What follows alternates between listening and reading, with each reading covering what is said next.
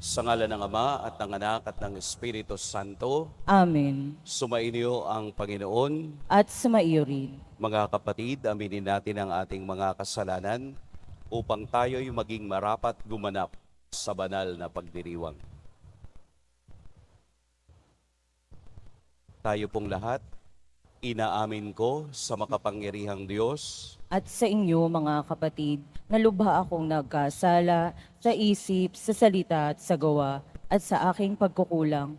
Kaya isinasamo ko sa mahal na Birheng Maria, sa lahat ng mga anghel at mga banal, at sa inyo, mga kapatid, na ako'y ipanalangin sa Panginoong ating Diyos. Kaawaan tayo ng makapangyarihang Diyos, patawarin tayo sa ating mga kasalanan at patnubayan tayo sa buhay na walang hanggan. Amen. Panginoon, kaawaan mo kami. Panginoon, kaawaan mo kami. Kristo, kaawaan mo kami. Kristo, kaawaan mo kami. Panginoon, kaawaan mo kami. Panginoon, kaawaan mo kami. Manalangin tayo.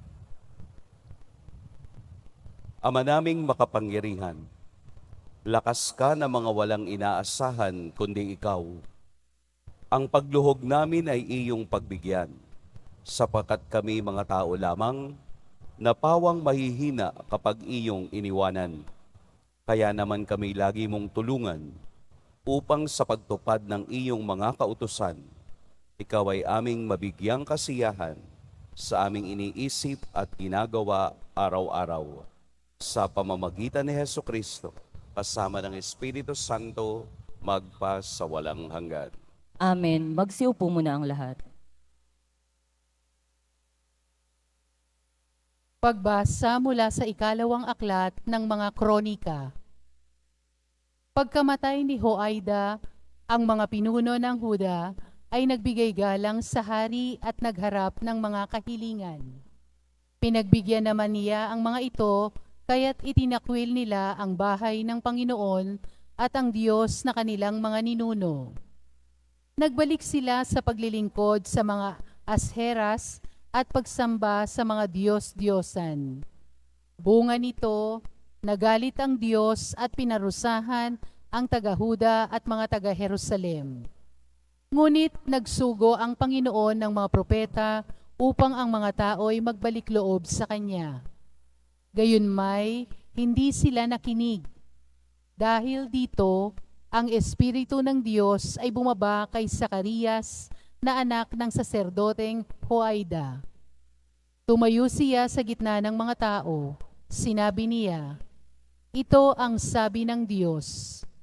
Bakit ninyo nilabag ang mga utos ng Panginoon? Gusto ba ninyong mapahamak? Sapagkat itinakwil ninyo siya, itatakwil din niya kayo." Ngunit nagkaisa ang mga tao, at sa utos ng hari, binato nila si Zacarias hanggang sa mamatay. Naganap ito sa looban ng bahay ng Panginoon. Hindi man lamang nag-alala ang Haring Joas ang tapat na paglilingkod sa kanya ni Joaida na ama ni Zacarias. Bago namatay si Zacarias, ganito ang kanyang sinabi, "Parusahan nawa kayo ng Panginoon sa ginawa ninyong ito." Nang matapos na ang taon, si Joas ay sinalakay ng hukbo ng mga Siro. Pinasok nila ang Huda at Jerusalem at pinatay ang mga pinuno ng hukbo. Lahat na'y sinamsam nila'y ipinadala sa hari ng Damasco. Maliit man ang hukbo ng mga Siro, ay matagumpay rin laban sa malaking hukbo ng Huda, sapagkat itinakwil nito ang Panginoon, ang Diyos na kanilang mga ninuno. Sila ang nagparusa kay Joas dahil sa pagtataksil nito. Iniwan ng mga Siro si Joas na may sugat na malubha. Ngunit pagkaalis nila, nagkaisa ang mga lingkod ng hari na ipaghiganti ang pagkamatay ni Zacarias. Kaya't pinatay nila si Joas sa kanyang higaan. Inilibing nila ito sa lungsod ni David, ngunit hindi sa libingan ng mga hari. Ang salita ng Diyos. Salamat sa Diyos. Sa Kanya mananatili ang aking pag-ibig lagi. Sa Kanya mananatili ang aking pag-ibig lagi. Sabi mo, O Poon, ikaw ay may tipan, na iyong ginawa kay David mong hinirang, at ito ang iyong pangakong iniwan. Isa sa lahi mo'y laging maghahari, ang kaharian mo ay mamamalagi. Sa Kanya mananatili ang aking pag-ibig lagi. Ang aking pangako sa Kanya'y iiral, at mananatili sa Kanya ang tipan. Laging maghahari ang isa niyang angkan, sintatag ng langit, yaong kaharian. Sa Kanya mananatili ang aking pag-ibig lagi. Kung ang mga anak niya ay susuway, at ang aking utos ay di igagalang, kung ang aking aral ay di pakikinggan, at ang kautusay hindi iingatan. Sa Kanya mananatili ang aking pag-ibig lagi. Kung gayon, daranas sila ng parusa sa ginawa nilang mga kasamaan. Sila'y hahampasin sa ginawang sala. Ngunit ang tipankot pag-ibig kay David ay di magbabagot, hindi mapapatid. Sa Kanya mananatili ang aking pag-ibig lagi. Magsitayo na po ang lahat.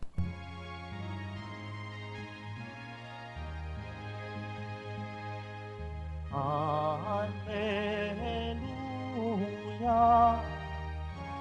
Alleluia,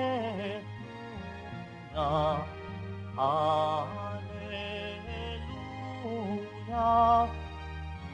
Alleluia.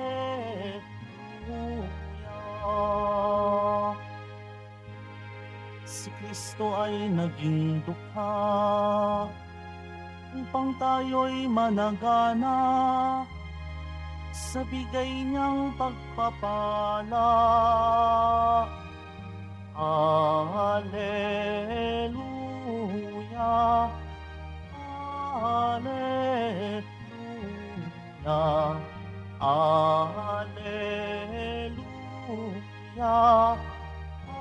Alleluia.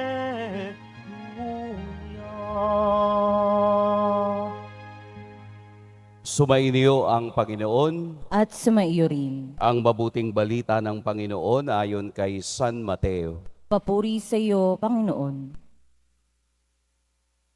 Noong panahong iyon, sinabi ni Jesus sa kaniyang mga alagad, walang makapaglilingkod ng sabay sa dalawang Panginoon, sapagkat kapopootan niya ang isa at iibigin ang ikalawa. Paglilingkuran ng tapat ang isa at hahamakin ang ikalawa. Hindi kayo makapaglilingkod ng sabay sa Diyos at sa kayamanan. Kaya't sinasabi ko sa inyo, huwag kayong mabagabag tungkol sa pagkain at inumin na kailangan ninyo upang mabuhay, o tungkol sa damit na kailangan ng inyong katawan. Hindi ba't ang buhay ay higit na mahalaga kaysa pagkain at ang katawan kaysa pananamit? Masdan ninyo ang mga ibon, hindi sila naghahasik, ni nag-aani o kaya'y nagtitipon sa bangan. Gayunman, pinakakain sila ng inyong amang nasa langit. Hindi ba't higit kayong mahalaga kaysa mga ibon? Sino sa inyo ang makapagpapahaba ng kaniyang buhay ng kahit isang oras sa pamamagitan ng kaniyang pagkabalisa? At bakit kayo nababagabag tungkol sa pananamit? Isipin ninyo kung paano sumisibol ang mga bulaklak sa parang. Hindi sila nagpapagal ni humahabi man. Ngunit ito ang sasabihin ko sa inyo. Maging si Solomon ay hindi nakapagsuot ng kasing ganda ng isa sa mga bulaklak na ito, bagamat napakariringal na mga damit nila. Kung ang mga damo sa kabukiran na buhay ngayon at kinabukas ay iginagatong sa kalan, ay dinaramta ng Diyos, kayo pa kaya kay liit ng pananalig ninyo sa Kanya. Kaya huwag kayong mabalisa tungkol sa inyong kakanin, iinumin o daramtin, sapagkat ang mga bagay na ito ang kinahuhumalingan ng mga taong wala pang pananalig sa Diyos. Alam ng inyong amang nasa langit na kailangan ninyo ang lahat ng ito. Ngunit pag sumikatan ninyong higit sa lahat ang paghaharian kayo ng Diyos at mamuhay ng ayon sa Kaniyang kalooban at ipagkakaloob niya ang lahat ng kailangan ninyo. Kaya huwag ninyong ikabahala ang para sa araw ng bukas. Saka na ninyo harapin kapag ito'y dumating. Sapat na sa bawat araw ang kaniyang mga suliranin. Mga kapatid, ang mabuting balita ng Panginoon. Pinupuri ka namin, Panginoong Heso Kristo. Magsiupo muna ang lahat. Magandang umaga po sa lahat. Huwag po ninyong i-misinterpret ang ebanghelyo ngayon, ha? Baka gumaya kayo sa ibon na hindi na nagtatrabaho. Maniniwala na lang na kahit walang gawin, ay babagsak ang biyaya. Hindi po. Dahil kung babasahin natin ang konteksto ng ebanghelyo, mayroong proseso, mayroong kailangang tingnan, at mayroong kailangang gawin ang isang Kristiyano. Sa mahabang ebanghelyo ngayong umaga, kung susumahin natin simula pa nung Lunes hanggang kahapon, ang ebanghelyong ating binabasa o nabasa na ay pagpapakita kung ano ang dapat sandigan ng isang Kristiyano upang sa kaniyang pamumuhay ay matuto siya sa kaniyang pakikiharap sa iba at sa Diyos. Ngayong umaga, ang ebanghelyo ay hinahati sa 3 saknong. Ang una, hindi ka pwedeng maglingkod sa dalawa dahil mamahalin mo ang isa o kamumuhian ang isa.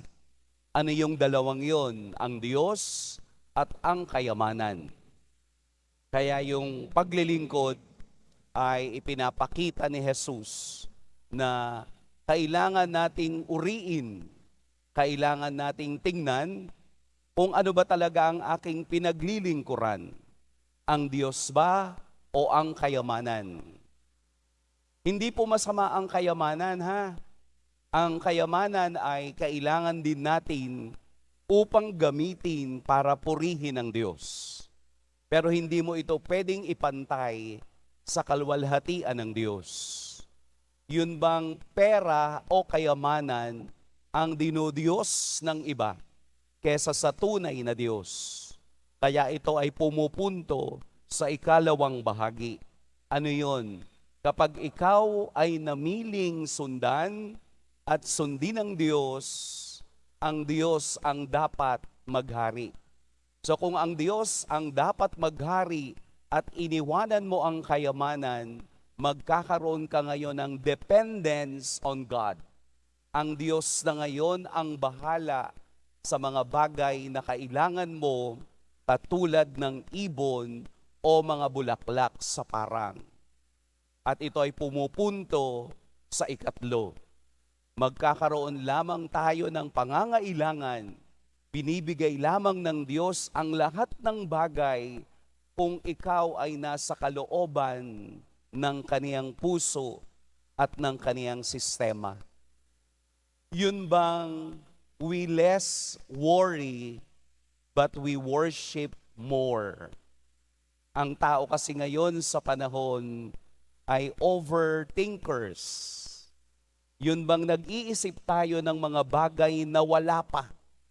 Kaya nga sinabi sa kaduluhan ng ebanghelyo, huwag ka munang mag-isip ng bagay na wala pa. Yung bukas, huwag mo munang isipin. Ang isipin mo ay yun ngayon. Dahil yung bukas, hindi pa dumarating.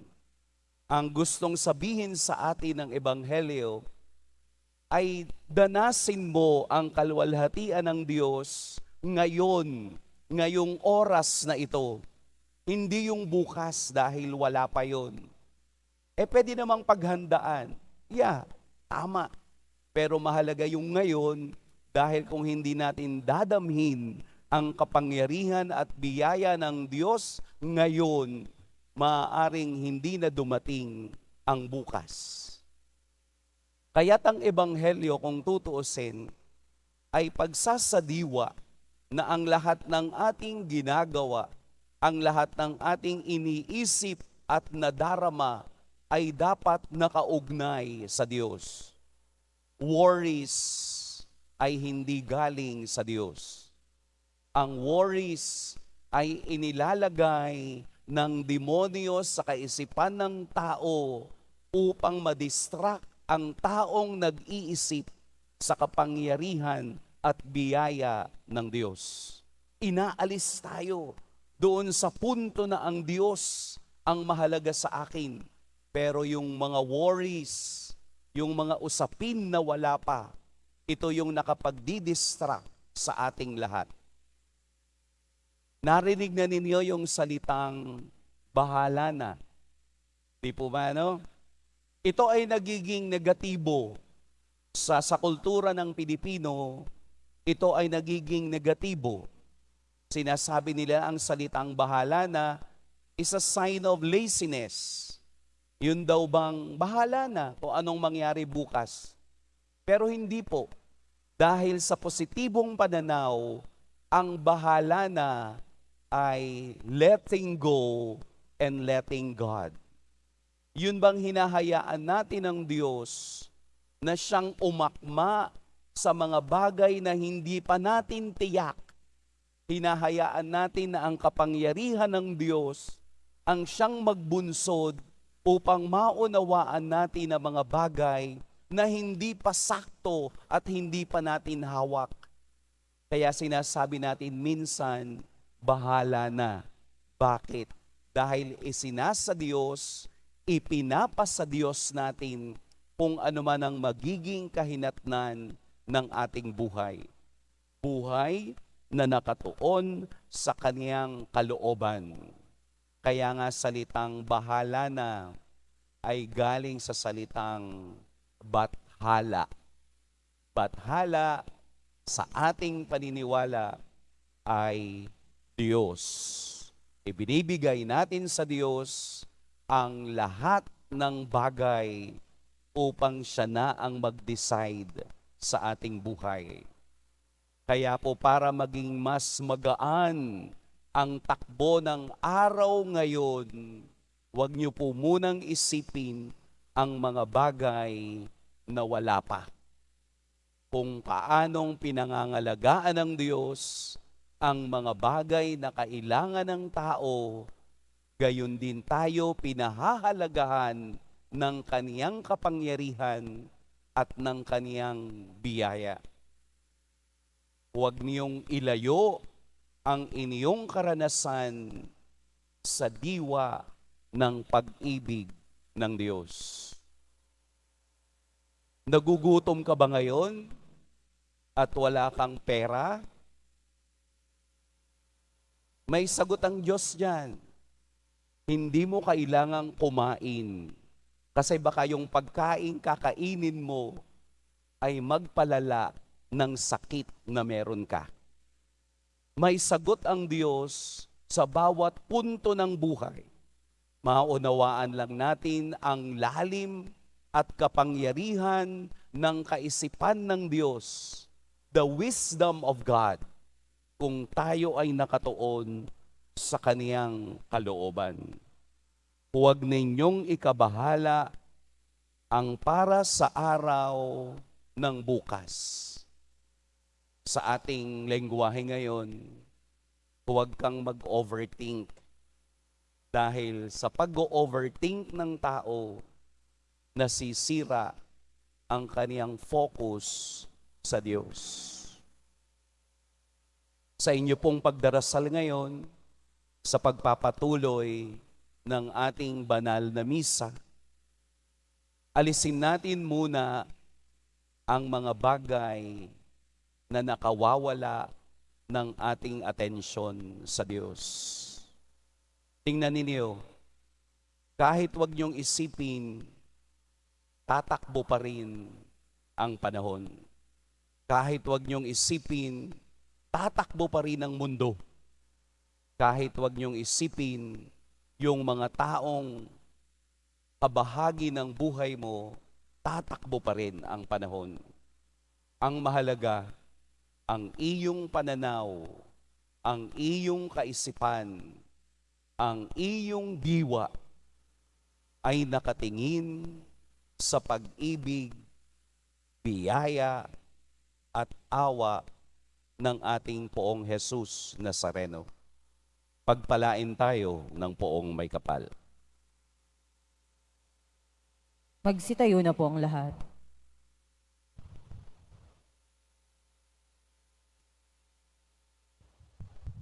Minamahal kong mga kapatid, tinatawag tayo ng Ebanghelyo na maging tapat sa ating paglilingkod sa Diyos.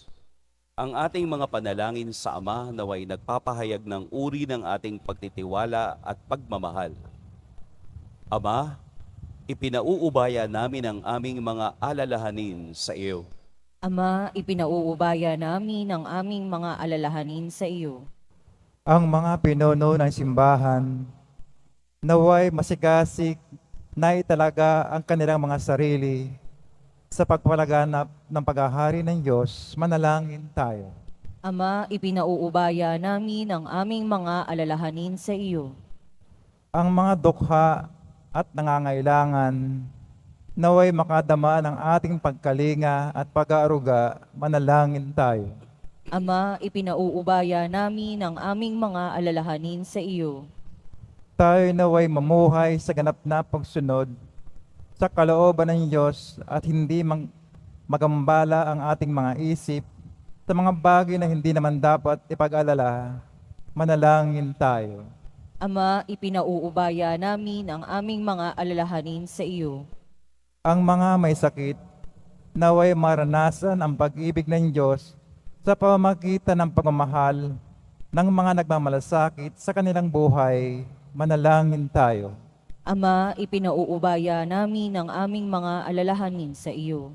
Ang mga tapat na yumao, naway makibahagi sa pagwawagi ni Kristo laban sa kamatayan. Manalangin tayo. Ama, ipinauubaya namin ang aming mga alalahanin sa iyo. Ama, kami ay nananalig sa iyo. Huwag nawa naming ituon ang aming puso sa mga bagay ng mundong ito, kundi sa iyong mapagmahal na pagpapala. Hinihiling namin ito sa pamamagitan ni Kristo na aming Panginoon. Amen. Magsiupo muna ang lahat.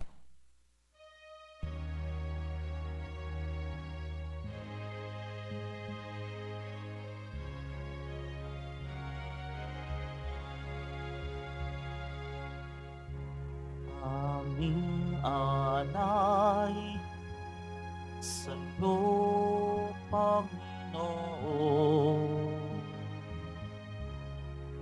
Ang tinapay at anak na iyong kaloob upang gunitahin ang iyong buhay na inialay ng tayo'y magdiwang bilang sang bayanan. Magsitayo na po ang lahat. Manalangin kayo mga kapatid upang ang paghahain natin ay kalugdan ng Diyos amang makapangyarihan. Tanggapin nawa ng Panginoon itong paghahain sa iyong mga kamay, sa kapurihan niya at karangalan sa ating kapakinabangan at sa buong sambayanan niyang banal. Ama naming lumikha, kami ginawa mong may angking katauhan na dapat pakanin at pangalagaan at iyong dinudulutan ng banal na pakikinabang. Ipagkaloob mong kami huwag magkulang sa mga inuukol mo sa aming kapakanan. Sa pamamagitan ni Jesucristo, kasama ng Espiritu Santo, magpa sa walang hanggan. Amen. Sumainyo ang Panginoon. at sumaiyo rin. Itaas sa Diyos ang inyong puso at diwa. Itinaas na namin sa Panginoon. Pasalamatan natin ang Panginoong ating Diyos. Marapat na siya ay pasalamatan. Ama naming makapangyarihan, tunay ngang marapat na ikaw ay aming pasalamatan. Pinagbibigyan mong ito'y aming maihayag, kahit na ito'y walang anumang maidaragdag, sa kadakilaang sa iyo ay likas. Sa pagpupuri namin ang nakikinabang, ay kami rin iyong pinakikiharapan sa pamamagitan ng iyong anak na minamahal. Kaya kaisa na mga anghel na nagsisiawit ng papuri sa iyo, nang walang humpay sa kalangitan, kami nagbubunyi sa iyong kadakilaan. Santo, Santo, Santo, Panginoong Diyos ng mga hukbo, napupuno ang langit at lupa ng kadakilaan mo, o sana sa kaitaasan, pinagpala ang naparirito sa ngalan ng Panginoon, o sana sa kaitaasan, magsiluhod po ang lahat. Ama naming banal, ikaw ang bukal ng tanang kabanalan. Kaya't sa pamamagitan ng iyong Espiritu, gawin mong banal ang kaloob na ito upang para sa amin maging katawan at dugo ng aming Panginoong Heso Kristo. Bago niya pinagtiis ang kusang loob na maging handog, hinawakan niyang tinapay, pinasalamatan kaniya, pinaghati-hati niya iyon, iniabot sa kaniyang mga alagad at sinabi, "Tanggapin ninyong lahat ito at kanin, ito ang aking katawan na ihahandog para sa inyo."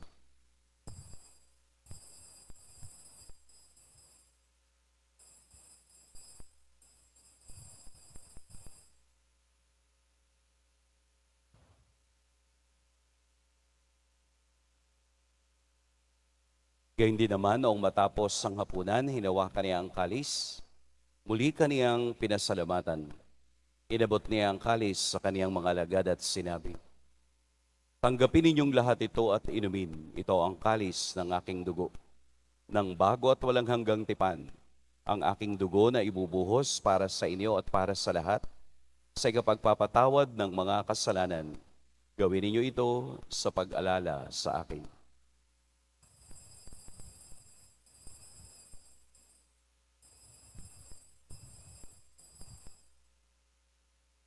Magsitayo na po ang lahat. Ipagbunyi natin ang misteryo ng pananampalataya.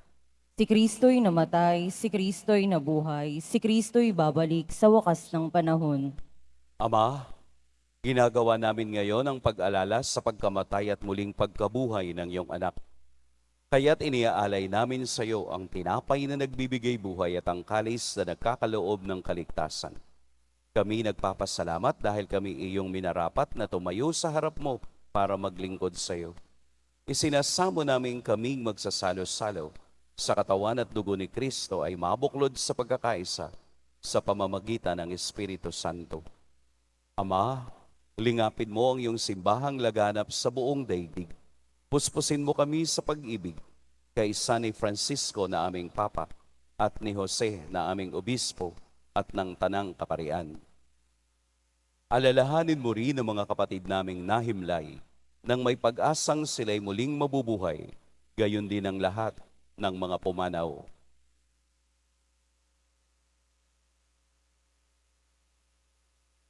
Kaawaan mo sila at patuloyin sa iyong kaliwanagan.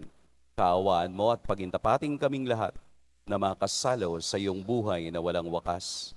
Kaisa ng mahal na Birheng Maria na ina ng Diyos, ng kabiyak ng puso niyang si San Jose, kaisa ng mga apostol ni San Juan Bautista, at ng lahat ng mga banal na namuhay dito sa daigdig ng kalugod-lugod sa iyo, maipagdiwang nawa namin ang pagpupuri sa ikararangal mo sa pamamagitan ng iyong anak na aming Panginoong Heso Kristo. Sa pamamagitan ni Kristo, kasama niya at sa Kaniya, ang lahat ng parangal at papuri sa iyo, Diyos, Amang makapangyarihan, kasama ng Espiritu Santo, magpa sa walang hanggan. Amen. Sa tagubilin ng nakagagaling na utos at sa turo ni Jesus, na Panginoon natin at Diyos, ipahayag natin ng lakas loob. Ama namin, Sumasalangit ka, sambahin ang ngalan mo, mapasa amin ang kaharian mo, sundin ang loob mo dito sa lupa para nang sa langit. Bigyan mo kami ngayon ng aming kakanin sa araw-araw at patawarin mo kami sa aming mga sala, para ng pagpapatawad namin sa nagkakasala sa amin, at huwag mo kaming ipahintulot sa tukso at iadya mo kami sa lahat ng masama. Hinihiling namin kami iadya sa lahat ng masama. Pagkalooban ng kapayapaan araw-araw, iligtas sa kasalanan at ilayo sa lahat ng kapahamakan. Samantalang aming pinananabikan ang dakilang araw ng pagpapahayag ng tagapagligtas naming si Heso Kristo. Sapagkat iyo ang kaharian at ang kapangyarihan at ang kapurihan magpakailanman. Amen. Panginoong Heso Kristo, sinabi mo sa iyong mga apostol, kapayapaan ang iniiwan ko sa inyo, ang aking kapayapaan ang ibinibigay ko sa inyo. Tunghayan mo ang aming pananampalataya at huwag ang aming pagkakasala. Pagkalooban mo kami ng kapayapaan at pagkakaisa ayon sa iyong kalooban, kasama ng Espiritu Santo, magpa sa walang hanggan. Amen. Ang kapayapaan ng Panginoon naway laging sumainiyong lahat.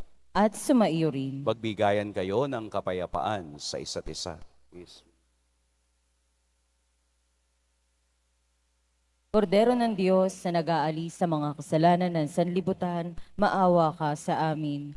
Kordero ng Diyos na nag-aalis sa mga kasalanan ng sanlibutan, maawa ka sa amin. Kordero ng Diyos na nag-aalis sa mga kasalanan ng sanlibutan, ipagkaloob mo sa amin ang kapayapaan. Magsiluhod po ang lahat. Ito ang kordero ng Diyos, ito ang nag-aalis sa mga kasalanan ng sanlibutan. Mapapalad ang inaanyayahan sa kaniyang piging. Panginoon, hindi ako karapat-dapat na magpatuloy sa iyo, ngunit sa isang salita mo lamang ay gagaling na ako.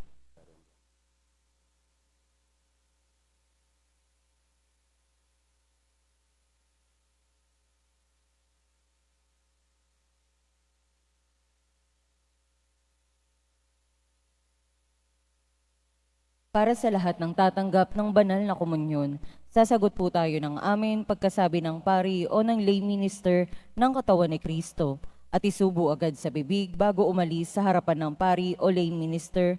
Sumunod po tayo.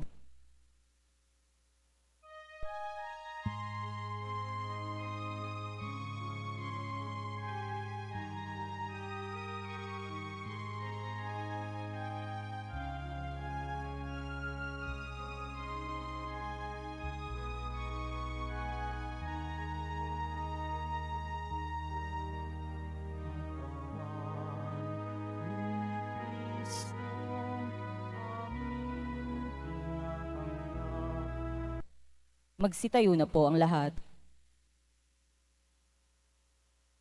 Manalangin tayo.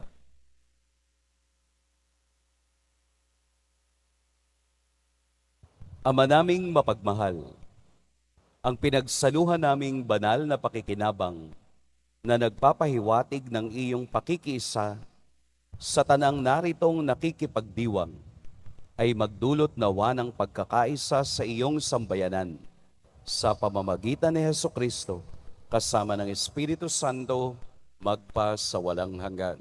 Amen. Sumainyo ang Panginoon. At sumaiyo rin. Yumuko kayo para sa pagbabasbas. Mahal na poong Jesus Nazareno, inihayag mo sa pamamagitan ng krus ang walang maliw na pag-ibig ng Diyos sa sangkatauhan. Pakinggan mo po ang kahilingan ng iyong angkan na nagsusumamo sa iyo. Makamtanawa nila ang iyong katugunan at tanggapin ang kasagutan na may utang na loob na tinatanaw. Basbasan din po ninyo ang mga daladala nilang mga imahen at dasalan. Sa pamamagitan ng bendisyon na ito, naway maalala nila ang mga pangako nila noon sa biniyag, na ikaw ang kanilang iibigin at paglilingkuran bilang Panginoon magpa sa walang hanggan. Amen. At pagpalain kayo ng makapangyarihan at mapagmahal na Diyos, ang Ama at Anak at Espiritu Santo. Amen. Tapos na ang ating pagdiriwang, pumayo kayong taglayang kapayapaan ng poong Jesus Nazareno. Salamat sa Diyos.